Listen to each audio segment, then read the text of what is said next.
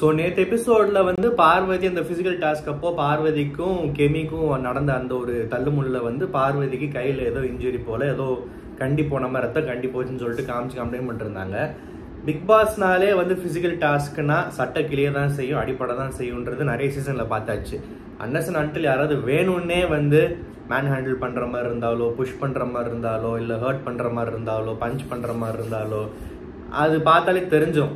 ஆனால் நேற்று சண்டையில் வந்து ஏற்கனவே பார்வதி நம்ம நேற்று சொன்ன மாதிரி ரூல்ஸை மீறி போய் பண்ண ஒரு தப்பான விஷயம். அப்போ பிடிச்சி தள்ளி விட்டு போமான்னு சொல்கிறப்போ நீ ஏன் பக்கெட்டு தள்ளுவேன், நான் உன் பக்கெட்டு தள்ளுவேன்னு சொல்லிட்டு 2 பேருக்கு சண்டை நடந்தது வந்து பார்க்குறப்போ ஒரு டாஸ்க் உண்டான பியூர்லி அந்த டாஸ்க்கு உட்பட்ட ஒரு சண்டை மாதிரி தான் இருந்துச்சு. அது வந்து எப்படி சொல்கிறது, அதை உட்காந்துக்கிட்டு இன்னைக்கு உட்காந்து அதை கம்ப்ளைண்ட் பண்ணிக்கிட்டு அவங்க சாப்பிட்றியா இல்லையான்னு கேட்டதை சுற்றி காமிச்சு சாப்பிட்டுட்டு இருக்கிறப்போ ஜாடையில் இல்லை டைரெக்டாகவே காதில் விழுகும் ஆனால் விழுகாத மாதிரி இருப்பாங்கன்னு சொல்லிட்டு ரொம்ப வந்து ஒரு மாதிரி ப்ரொவோக் பண்ணுற மாதிரி ட்ரிகர் பண்ணுற டோனில் வந்து அப்படி உட்காந்து நக்கலா திமுறா எப்படி வேணாலும் சொல்லலாம் பேசிட்டு இருக்கிறது எனக்கு ரொம்ப சரியாக படலை. அது அடிபட்டு இருந்தாலுமே வந்து என்னதான் வந்து நமக்கு கெமியை மற்ற சில விஷயங்களில் வந்து விமர்சனம் பண்ணியிருந்தாலுமே நேற்று நடந்தது பியூர்லி டாஸ்கான சண்டை தான். அதில் தப்பு சொல்கிறதுக்கு ஒன்றும் இல்லை. அடிபட்டுருச்சுன்றதை தாங்க முடியல. நீ ரூல்ஸையும் மதிக்காமல் போய் சண்டை போட்டு அடி வாங்கிட்டு வந்துட்ட. வீட்லேயும் வந்து உனக்கு ஒரு பெருக்கிற வேலை கொடுத்துருக்காங்க, அதையும் பண்ண மாட்டேன். நீ இதுவும் பண்ண மாட்டேன் அதுவும் பண்ண மாட்டேன், அடியும் வாங்கிட்டு வந்துடுவேன், கம்ப்ளைண்ட் மட்டும் தான் பண்ணுவியா உட்காந்துன்னு சொல்லிட்டு பார்வதி பண்ணுறது கரெக்டுன்னு யாருக்குமே எனக்கு தெரிஞ்சு தோணலை. ஸோ அது வந்து ரொம்ப அதை வந்து எப்படி ஹேண்டில் பண்ண போகிறாங்கன்னு தெரில. ஸோ ரொம்ப வந்து சபையும் சொன்னார் சாப்பிட்டு இருக்கிறப்ப வேணான்னு சொல்லிட்டு ஒரு மாதிரி பேசிகிட்டு இருந்தாங்க. அப்புறம் இந்த வீட்டில் வந்து இருக்கிறதே வேஸ்ட்டு, என்னோட பாயிண்ட் ஆஃப் வியூவில் இவங்க 2 பேரும் இங்கே இருக்கிறது வேஸ்ட்டுன்ற மாதிரி யாரையாவது சொல்லுங்கள். முதல்ல 2 பேரும் ஜெயிலுக்கு தள்ளணுன்றப்போ ஆளாளுக்கு ஒரு காரணம் சொல்லி சொன்னாங்க. எல்லாரோட காரணமும் அவங்கவுங்க பாயிண்ட் ஆஃப் வியூவில் என்ன சொல்லணுமோ அதை சொன்னாங்க.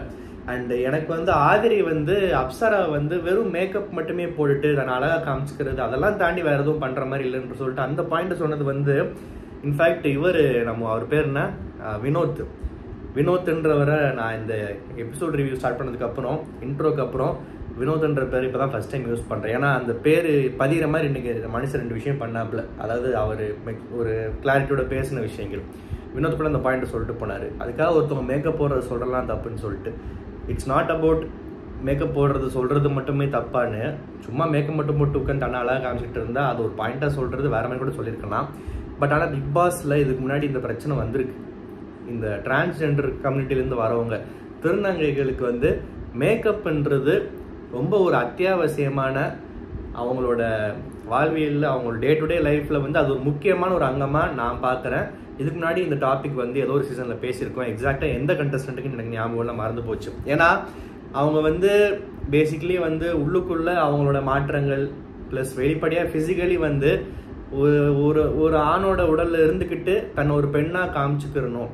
அவங்க உள்ளுக்குள்ளே ஒரு பெண்ணாக இருந்தாலுமே வெளிப்படையாக வெளியவும் ஒரு பெண்ணாக தன்னை வந்து பிரதிபலிக்கணும், பெருமையாக ஒரு பெண்ணாக வந்து வெளியே தெரியணுன்றதை வந்து ரொம்ப கஷ்டப்பட்டு மெனக்கெட்டு அந்த லுக்குக்கு கொண்டு வராங்க. அதுதான் அவங்க ஆசையும் கூட. ஸோ ஒரு திருநங்கையாக இருக்கிறப்போ அவங்களுக்கு வந்து மேக்கப்ன்றது ஒரு சாதாரண லிப்ஸ்டிக்காக இருக்கட்டும், முகத்துக்கு போடுற பவுடராக இருக்கட்டும், இல்லை ஹேர் ஸ்டைலாக இருக்கட்டும், ட்ரெஸ்ஸிங் சென்ஸாக இருக்கட்டும், அந்த விஷயத்தில் அவங்க ரொம்ப ஈடுபாடு காட்டுற ஆளாக இருப்பாங்க. எப்பயுமே நோட் பண்ணியிருக்கீங்களா? நம்ம வந்து எங்கேயுமே அவங்கள பார்த்தா தனியாக தெரிவாங்க. மேக்கப் அதிகமாக இருக்கும், ஒரு மாதிரி தன்னை கேரி பண்ணுறதுல ரொம்ப ஒரு கான்சியஸாக இருப்பாங்க. அவங்களுக்கு வந்து அந்த விஷயம் ரொம்ப முக்கியமான விஷயம். ஸோ அதை வந்து ஒரு பாயிண்ட்டாக சுட்டி காமிச்சு அப்சரான்றவங்க வந்து மேக்கப் மட்டுமே பண்ணி தன் அழகாக காட்டுறதுல மட்டுமே இருக்காங்கன்றது நிறைய பேருக்கு பொருந்தும். அப்படி பார்த்தா எல்லாருக்குமே தன்னை அழகாக காட்டணுன்றது ஆசை தான். ஸோ இவங்களுக்கு இந்த ஒரு காரணத்தை சொன்னது வந்து கொஞ்சம் சரியாக படலை. அது அந்த அளவுக்கு உள்ள இந்த சீசனில் வந்து இந்த மாதிரி ரொம்ப இந்த மாதிரினா என்ன மாதிரின்னு சொல்ல வரல, என்ன மாதிரி அஃப்கோர்ஸ் நிறைய பேர் யோசிச்சிருக்கலாம். நிறைய விஷயங்களை ரொம்ப டீப்பாக யோசிச்சு மற்றவங்களுக்கு கொஞ்சம் புத்தி சொல்கிற மாதிரி கண்டஸ்டன்ஸ் வந்து இந்த சீசனில் ரொம்ப கம்மி. அவன் அவுத்து விட்ட மட மாதிரி திருறான். சில பேர் ஜாலியாக இருக்கானுங்க, சில பேர் 1-2 வார்த்தை சொல்கிறானுங்க. இன்னைக்கு வினோத் வந்து ஒரு வார்த்தை அவரோட ஒப்பீனியன் சொல்லிட்டு போனார். வினோத் அதே மாதிரி வந்து இந்த மாஸ்க் விஷயத்துலையும் ஆதிரைக்கிட்டையும் பேசுனது இன்னைக்கு பிடிச்சிருந்துச்சு.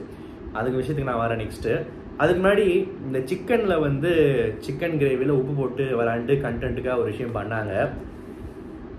ஓகே, இந்த கனி என்னமோ வந்து ஒரு ப்ராமிசிங் கண்டஸ்டண்ட்டாக நிறைய பேர் நினச்சிட்டு இருக்கோம். ஆனால் இப்போ வரைக்கும் வந்து குக் வித் கோமாளி கனியை மட்டும் தான் பார்த்துட்டு இருக்கோம். பிக் பாஸில் கனின்ற ப்ரெசன்ஸை காணும். ஏன்னா கிச்சன்லேயே தான் அந்த மாதிரி இருக்குது.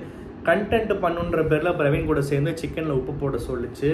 அந்த பொண்ணு சிக்கன் கிரேவி கேட்டது சரி தப்புன்றதெல்லாம் செகண்டரி. ஆனால் பிக் பாஸ் வீட்டில் தண்ணி, சாப்பாடு, அத்தியாவசிய பொருட்கள், மளிகை சாமான்லாம் வந்து எவ்வளோ பெரிய விஷயமா பார்க்கப்படுதுன்றது நிறைய சீசனில் பார்த்துட்டு தான் இருக்கும். அப்படி இருக்கிறப்போ இந்த சாப்பாடு இத்தனை பேருக்கு, ஒரு 5-6 பேருக்கு செய்கிற சாப்பாட்டில் வந்து யாராவது ஒருத்தர் தட்டில் பாதியை குப்பையில் கொட்டினாலே வந்து அது தப்புன்னு குறை கண்டுபிடிச்சி அது பொலிட்டிக்கலி அதை கரெக்ட் பண்ணுறதுக்கெல்லாம் வந்து நிறையா பேசி போஸ்ட் வரைக்கும் கொண்டு போய் சாப்பாடு யாரும் வேஸ்ட் பண்ணாதீங்கன்றதை பற்றிலாம் நிறைய டிஸ்கஷன் விவாதங்கள் நடந்திருக்கு பிக் பாஸ் கேமில் பொறுத்த வரைக்கும். ஒருத்தவங்க தட்டுக்கு போயிட்டு அந்த சாப்பாடு மிச்ச சாப்பாடு அப்படியே குப்பையில் போடுறதே தப்புன்னு பிக் பாஸில் இதுக்கு முன்னாடியெல்லாம் நடந்திருக்கு. அப்படி இருக்கிற அந்த ஷோவில் சமைச்சிட்டு இருக்கும் போதே வந்து உப்பு அள்ளி போட்டு ஏதோ டாஸ்க் கொடுக்குறாங்க, ஏதோ பண்ணுறீங்கன்னா கூட பரவாயில்ல, அதுவே தப்பு.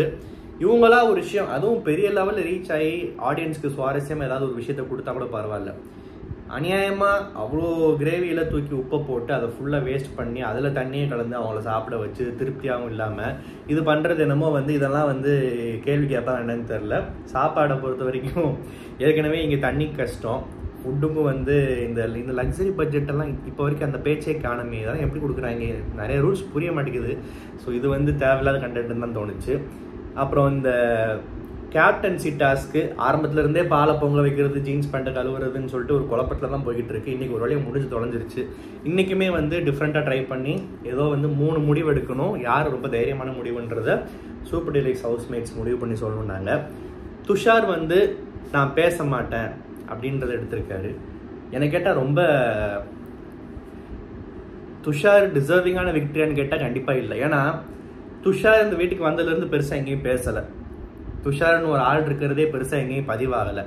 அப்படிப்பட்ட ஒரு டம்மி பீஸ் மாதிரி ஏற்கனவே உள்ளே இருக்கிற துஷாருக்கு வந்து நான் கொஞ்ச நாளைக்கு பேசாமல் இருந்துக்கிறேன்றது ஒரு அட்வான்டேஜாக தான் நான் பார்க்குறேன் ஆஸ் அன் ஆடியன்ஸாக. நீ பாட்டுக்கு பேசாமல் ஏற்கனவே பேசாமல் தான் இருக்க, அரோராட்ட மட்டும் அப்பப்போ பேசுகிறேன்னு சொல்லிக்கிறாங்க. மற்ற நேரமும் நீ பேசாமல் இருந்தால் உனக்கு நல்லது தானே. ஏன்னா ஏன்டா பேசாமல் இருக்கேன்னு யாரும் கேட்கவும் முடியாது. ஏன்னா டாஸ்க்குன்னு சொல்லி எஸ்கேப் ஆயிடலாம். ஒரு பெரிய சண்டை, சர்ச்சை, கான்ட்ரவர்சின்றப்போ ஒப்பீனியன் கேட்கவும் மாட்டாங்க. அந்த இடத்துல இவன் என்ன வேடிக்கை பார்த்துட்டு இருந்தானு யாரும் கேட்க மாட்டாங்க. ஏன்னா டாஸ்க்குன்னு சொல்லி தப்பிச்சிடலாம். ஸோ இதெல்லாம் யோசிச்சு பையன் பண்ணான்னு சொல்ல வரல. துஷார்ன்றவன் சும்மாவே பேசாமல் தான் பெருசாக இருக்கிற மாதிரி தெரியுது. அவனுக்கு பேச மாட்டேன்ற அந்த ஒரு முடிவு வந்து ஒன்றும் துணிச்சலான முடிவுலாம் இல்லை, ஒரு கம்ஃபர்ட் ஜோன் தான் சொல்லப்போனால் துஷாருக்குன்னு நான் சொல்கிறேன். ஸோ அவர் அதை எடுத்திருக்காரு.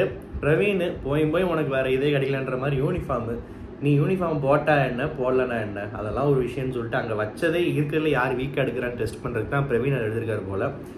ஆதிரை மாஸ்க் எடுத்து போட்டுச்சு. எனக்கு அப்போவே வந்து எனக்கு தோணுது இதுதான். ஏன்னா இந்த ஷோக்கு பிக் பாஸ்ன்ற இதுக்கு வரதே வந்து பார்த்தீங்கன்னா யாருமே வந்து தன்னோட முகம் பிரபலம் ஆகணும், நான் ஒரு செலிபிரிட்டி ஆகணும், அல்லது இருக்கிற ஃபேமை இன்னும் கொஞ்சம் உயர்த்தி மேலே கொண்டு போகணும், அழகாக தன்னை காமிச்சுக்கிறணும், ஸ்பான்சர்ஸ் கொடுத்த ட்ரெஸ் எல்லாம் போட்டுட்டு ஹேர் ஸ்டைல்லாம் பண்ணிட்டு நல்லா க்ரூம் பண்ணி நீட்டாக கேமரா மாதிரி இருக்கணும். இதுதான் எல்லாரோட அல்டிமேட் எய்மே. ஃபர்ஸ்ட் எடுத்தோன்னே என் மூஞ்சி டிவியில் வரப்போகுதுப்பா, 100 நாளைக்கு இல்லை 1 மாதம் 2 மாதம் என் ஃபேமிலி ஃப்ரெண்ட்ஸ் எல்லாம் வந்து என் முகத்தை பார்க்க போகிறாங்கப்பா, ஆடியன்ஸ் எல்லாம் என் மூஞ்சியை பார்க்க போகிறாங்க, நாளைக்கு நான் ரோட்டில் போனேன் என்னை ரெகக்னைஸ் பண்ணுவாங்க. இதுதான் பிக் பாஸ் வரும். அப்படி இருக்கிறப்போ ஊமையாக கூட இருந்துடலாம், யூனிஃபார்ம் மாட்டு இருந்துடலாம், அதெல்லாம் ஒரு மேட்ரே இல்லை. முகத்தை மூடிட்டு இருக்கிறது தான் வந்து ஒரு பெரிய விஷயம். அதுவும் வீட்டுக்கு வந்து 5-6 நாள் கேம் ஆரம்பிச்சு இப்போ தான் 5-6 நாள் ஆச்சு. அதுக்குள்ளே இந்த முடிவு எடுக்கிறது தான் ஒரு கட்ஸ் வேணும். என்ன கேட்டால் ஆதிரியை தான் வின்னராக இருந்திருக்கணும். அந்த பொண்ணு கோச்சுக்கிறதுக்கு தான் எடுத்த முடிவை பேக் பண்ணி சொல்லி கோச்சுக்கிட்டு இருந்தால் இன்னும் கொஞ்சம் அது கிளாரிட்டியாக இருந்திருக்கும். பட் துஷாரோட பாயிண்ட்டை சொல்லி அவனுக்கு இப்படி கொடுத்து தப்பு டீமை குறை சொல்லிச்சு. ஓகே, அதுவும் வந்து ஒரு வேலிடான பாயிண்ட் தான். பட் இதெல்லாம் இல்லாமல் அந்த பொண்ணு கோவப்படாமல் இருந்தால் கூட எனக்கு கேட்டால் ஆதிரிக்கு தான் கொடுத்துருக்கும் நான் சொல்லுவேன். ஆனால் எல்லாம் துஷாருன்னாங்க. துஷார் வந்து எனக்கு என்னமோ இது ஒரு முதல் தலை கேப்டன்னு சொல்கிறதுக்கு துஷார் வந்து தகுதியான ஆள் மாதிரி எனக்கு தெரில. இந்த விக்டரியே வந்து ரொம்ப ஈஸியாக கிடச்ச மாதிரி தான் இருக்குது. இன்ஃபேக்ட் டிசர்விங் இல்லை, மேபி செகண்ட் டிசர்விங் கூட சொல்லலாம். ஃபர்ஸ்ட் எனக்கு கேட்டால் ஆதிரே தான். அண்ட் இந்த மாஸ்க் விஷயத்துக்கு வந்து 2 பேர் கரெக்டாக, பிரவீன் காந்தி நல்ல பாயிண்டாக தான் ஆரம்பித்தார் உண்மையாகவே. ஆனுங்க அப்புறம் இதை கூட அது கஷ்டம்ட்டு அங்கே போயிட்டார். அப்புறம் எல்லாம் அப்படியே ஃபாலோ பண்ணாங்க. வினோத் சொன்ன பாயிண்ட் நம்ம சொன்ன பாயிண்ட் மாதிரி ரொம்ப மேட்ச் ஆச்சு கரெக்டாக. வினோத் சொன்னது வந்து இந்த ஹீரோயின் ஆசைப்பட்டு முகத்தை காட்டுறது தான் வராங்க, அது ஒரு பெரிய விஷயமா நான் பார்க்குறேன். அதை மூடிட்டு நான் இருக்குன்ற முடிவு பண்ணுறது அப்படின்னு சொல்லிட்டு. ஸோ இந்த விஷயம் வந்து என்னை பொறுத்த வரைக்கும் ஆதிரை கேப்டன் ஆகிருக்கலாம், பட் துஷார் ஆகிட்டார், வாட் எவர். அண்ட் அதுக்கப்புறம் பார்த்தீங்கன்னா இந்த திடீர்னு வெளியே இருந்து எல்லாம் உள்ளே பார்க்குறாங்க. சண்டைன்னு சொல்லிட்டு பார்த்தா ஒரு பொண்ணு கத்திக்கிட்டு இருக்கு. நந்தினி நேற்றும் கத்திக்கிட்டு இருந்துச்சு, இன்னும் கத்திக்கிட்டு இருக்கு. ஆனால் ஏன் கத்துது? இந்த பொண்ணு கத்துற அளவுக்கு யார் என்ன பண்ணுறாங்க, என்ன தூண்டுறாங்க, ஒன்றுமே புரிய மாட்டேங்குது. ஆனால் இன்றைக்கி ஓரளவுக்கு புரிஞ்சிச்சு இந்த பொண்ணுக்கிட்ட தான் பிரச்சனைன்னு சொல்லிட்டு. ஏன்னா யோசிச்சு பாருங்களேன், லைஃப்பில் கஷ்டப்பட்டு வந்திருக்கேன், சரி ஓகே, உன்னோட கதையை அழுதுகிட்டே சொன்னேன், சரி ஓகே, எல்லாத்தையும் தாண்டி இங்கே முட்டி மோதி இந்த இடத்துல ஒரு வாய்ப்பு கிடச்சி ஒரு ஸ்டேஜில் நின்று சாதிச்சு இங்கே நின்றுட்டேன். இங்கேருந்து அடுத்த ஒரு லைஃபே மாற்றுறதுக்கு ஒரு அழகான வாய்ப்பு, அதை பயன்படுத்துறது தானே புத்திசாலித்தனம். சரி அழுதுகிட்டே இருந்தால் கூட பரவாயில்ல, ஆனால் வீட்டை விட்டு வெளியே போகிறது எனக்கு சத்தியமாக புரியல. இந்த டீம் எப்படியோ ஆளுகளை சூஸ் பண்ணுது, என்னென்னமோ இன்டர்வியூன்றாங்க, ஐக்யூ டெஸ்ட்டுன்றாங்க, மென்டல் டெஸ்ட்டுன்றாங்க, ஃபிசிக்கல் டெஸ்ட்டுன்றாங்க. இதெல்லாம் எப்படி என்ன என்ன கோத்ரூ பண்ணி உள்ளே வராங்கன்னு சத்தியமாக புரியல. ஆனால் அதெல்லாம் மீறி உள்ளே வந்துட்டு 6 நாளில் ரொம்ப அசால்ட்டாக எமோஷ்னலி டவுனாக வீக்காக இருந்து உள்ளே கண்ட்ரோல் பண்ண முடியாமல் கதறி அழுது கத்தி, அந்த அளவுக்கு யாராவது கொடுமைப்படுத்தினாங்களா, கார்னர் பண்ணாங்களா, டார்ச்சர் பண்ணாங்களான்னு கேட்டால் எவ்வளோ கண்டஸ்டன்ஸ் இதை விடலாம். இந்த பொண்ணுக்கு ஒரு பெருசாக கஷ்டம்னா ஒன்றுமே இல்லையே. இந்த வீட்டுக்குள்ளே கேமை பொறுத்த வரைக்கும் இன்னும் ஒன்றுமே இல்லையே. 1000 மடங்கு கஷ்டங்கள் டார்ச்சர்லாம் தாண்டி சில பேர் ஜெயிச்சிருக்காங்க, சில பேர் செவரேறி குதிச்சு போயிருக்காங்க, சில பேர் இருந்து சாதிச்சு காமிச்சிருக்காங்க. இப்போ திவாகரோட எடுத்துப்போமே, திவாகர் லெட்ஸே ரொம்ப எமோஷனலி வீக்காக, ஒரு ஷார்ட் டெம்பர்டாக, ஒரு மாதிரி கண்ட்ரோல் இல்லாத ஆளாக இருந்தாருன்னா, இந்த 2-3 பேர் அடிக்க வரப்போ, மனுஷனே இல்லைன்னு பார்க்குறப்போ, நீ மனுஷனா மரமா அப்படின்னு பேசுகிறப்போ, போயா வாயான்னு சின்ன ஜெர்ஸுங்கெல்லாம் பேசுகிறப்போவே அந்த மனுஷன்லாம் இந்த மாதிரி கத்தி வெளியே போனால் அப்போ என்ன ஆகுது? நந்தினின்ற பொண்ணு ரொம்ப அசால்ட்டாக என்ன பண்ணிருச்சு, ஓகே அந்த பொண்ணுக்கு என்ன கஷ்டமோ இருந்து பார்த்தா தான் தெரியும் சில பேர் சொல்லுவாங்க. பட் இருந்து பார்த்தாலுமே அந்த பொண்ணு ஒன்றும் அவ்வளோ டார்ச்சர்லாம் ஒன்றும் இல்லையே. எதுக்கு கத்துது என்ன? சரி ஓகே, எல்லாம் கண்டென்ட்டுக்காக ஏதோ பண்ணுறாங்க, என்னோட அன்பு உண்மைன்றது யார் இப்போ அன்பு பொய்ன்னு சொன்னாப்புல இப்போ என்ன இருந்து ப்ரூவ் பண்ணி காட்டு, அன்பு ஜெயிக்கதான்னு பார்ப்போம். சீசன் 4 மாதிரி சத்தியமாக ஒரு வேஸ்டட் சான்ஸ், வேஸ்டட் ஆப்பர்ச்சுனிட்டி, ஒரு டிக்கெட்டே வேஸ்ட், ஒரு சீட்டு தண்டம்பா அப்படின்னு தான் சொல்லணும். மற்றபடி அந்த பொண்ணு மேலே பாவப்படுறதுக்குலாம் ஒன்றும் இல்லை. அழுகும் போது யாராக இருந்தாலுமே எதுக்கடா இந்த பொண்ணு அழுகுது இப்படி தான் தோணுது தவிர, சரி பாவம் அந்த பொண்ணை போட்டு குடும்பப்படுத்துகிறாங்க பாருங்களா அப்படின்ற மாதிரிலாம் சத்தியமாக தோணலை. இதுக்கு நடுவில் துஷார் வேறு போய் உட்காந்து அவன் வேறு அழுக ஆரம்பிச்சிட்டான். எப்பா நீ இங்கே உட்காந்து அழுதுறதுக்கு நீ வாயே பேசாமல் மூட்டு ஊமையாக இருந்திருக்கலாம் எப்பா அப்படின்ற மாதிரி தான் தோணுச்சு. அந்த பொண்ணு அழுகுது, பார்வதி மாதிரி ஏதாவது கூட ஜாலியாக சேரப் பண்ணி பேசி கிச்சு காமிச்சு ஏதாவது சிரிக்க வச்சு இல்லை ஏதோ ஒன்று மூட மாற்ற ட்ரை பண்ணால் பரவாயில்ல. என்னமோ இவனும் இளவு வீட்டில் எனக்கு வழி புரியுதுன்ற மாதிரி அழுகுற மாதிரி இவனும் அழுதுட்டு இருக்கான். இவன் அழுகிறான்றப்போ தான் இப்படி ஒருத்தர் இருக்கான்னு எனக்கு வீட்டில் தெரிய வருது. அந்த மாதிரி இவன் கூட சேர்ந்து அழுதுகிட்டு இருக்கான். எதுக்குன்னே புரியல. லைவில் அப்படி என்ன குடும்பம் நடந்துச்சு, ஏதாவது மிஸ் பண்ணிட்டோமா, இல்லை இந்த உலகத்துக்கு ஏதாவது சொல்ல விரும்புகிறீங்களா நந்தினியை பற்றி அப்படின்னு யாராவது இருந்தீங்கன்னா கமெண்ட்ஸில் சொல்லுங்கள். நந்தினியை பொறுத்த வரைக்கும் என்ன சொல்கிறது, அவ்வளோதான், வேஸ்ட்டு சான்ஸ் வேஸ்ட் பண்ணிடுச்சு, வெளியே போயிடுச்சு. ஒரு பொண்ணான வாய்ப்புன்னு வாங்கல, அதை நழுவு விட்டுருச்சு. பிக் பாஸ் கூப்பிட்டு பேசியிருக்கலாம், அப்படி என்னன்னு தெரில.